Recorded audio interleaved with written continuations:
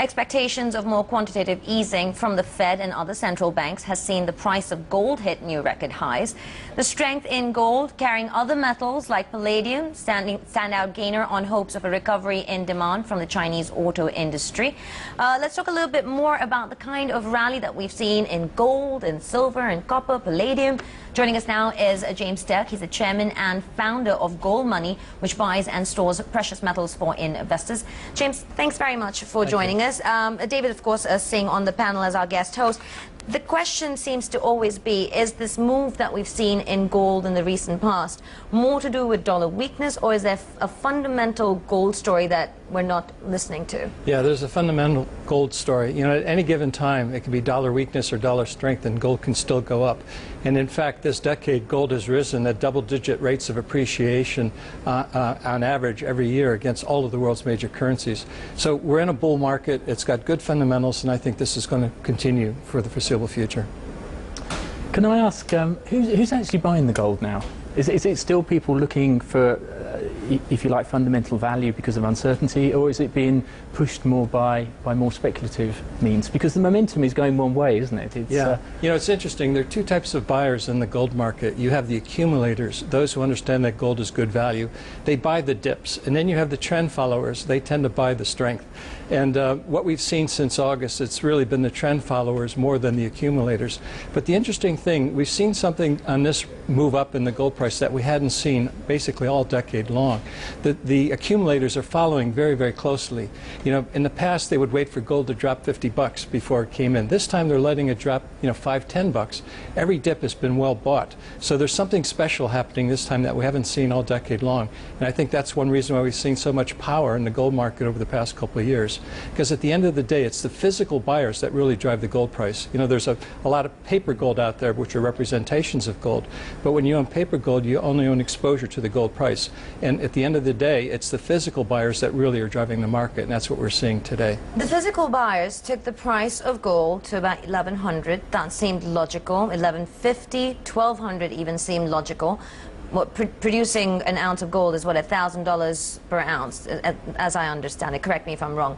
But when it comes down to levels at $1,395, these are paper buyers at the end of the day. If they decide that they found another safe haven, which is not gold, or the economy turns around, or QE2 comes into play, do we see gold drop back down to the 1,200 level? I don't think so. And I've been saying all along that a 3-digit gold price is history, just like a 2-digit gold price is history.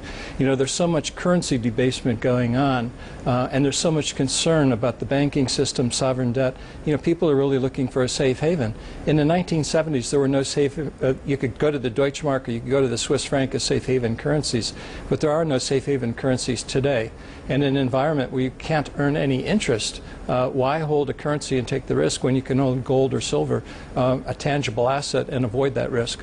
Is it that tangible an asset? Because at the end of the day, silver jumping to, what, 30-year highs, it's never jumped in the recent past anyway to the same levels as gold has. I mean, why are the people who are looking for a safe haven going to silver when they can get into gold? Well, silver is a cheap form of gold. Remember back at the end of the last bull market in 1980, gold was $850 and silver was $50.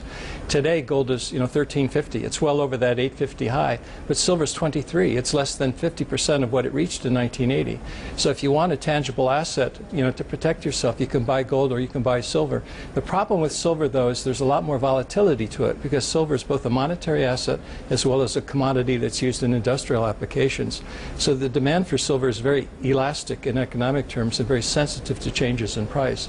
So if you can't handle the volatility, stay out of silver. But generally, I recommend, if you can handle the volatility, 2/3 of your precious metal portfolio in physical gold bullion and 1/3 in physical silver bullion is a good mix. Because the obvious question is, you know, where are these going? You know, and what will it finally take to burst the bubble? Will it be 2 trillion of QE? Well, you know, where is the bubble? Is it gold or is it national currencies?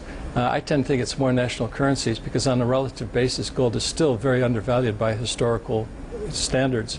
Back in 2003, I said that gold was going to be $8,000 an ounce in 2013 or 2015, which at the time sounded outrageous. But the logic was that if gold can go from $35 to $800 in the 70s, which it did, and it took $350 to purchase in 2003 what $35 purchased in 1971 on an inflation-adjusted basis, it took $10 versus $1 over that 30-year period of time.